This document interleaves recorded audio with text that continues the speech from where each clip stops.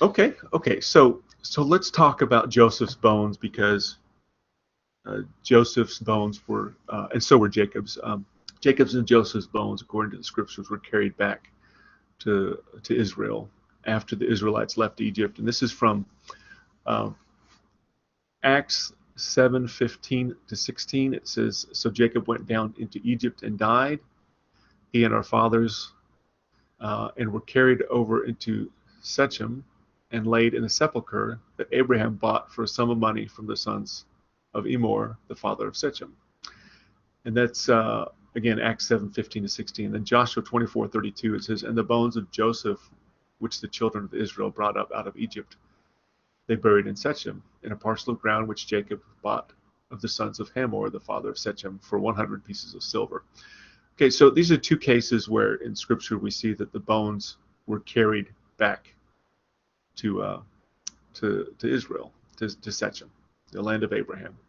And the reason that this matters is because in Jerome's letter 109, he was arguing against Vigilantius, and Vigilantius was criticizing the veneration of relics, and he reminded people that in the scriptures, a dead body defiles the people that touch it, so we ought not be kissing it and touching our ashes, their ashes to our eyes and that sort of thing. And so Jerome says, hey, wait a second, they carried the bones of Jacob and Joseph back to Israel. Were they defiled? So Jerome, in his classic style, is trying to prove that, hey, you can't criticize us kissing relics and bowing before them, because after all, the Hebrews brought Jacob and Joseph's bones back to Israel when they left captivity. But the question is, what did the Israelites do with Jacob's and Joseph's bones? And according to the scripture, they buried them. And this was based on a promise. A promise was made that they would. Jacob wanted his bones buried in Israel, and it was a promise that was made, and so they kept that promise, and they carried his bones and Joseph's bones back to Israel and buried them.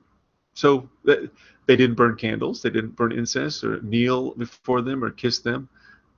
They simply carried them back and put them in the ground, put them in a sepulcher. That's it. That's not relic veneration. This is what I meant when I said earlier that oftentimes Roman Catholics will take respect for the dead or respect for a promise and read relic veneration into it. So you can't look at Jacob's and Joseph's bones and say, oh, early relic veneration.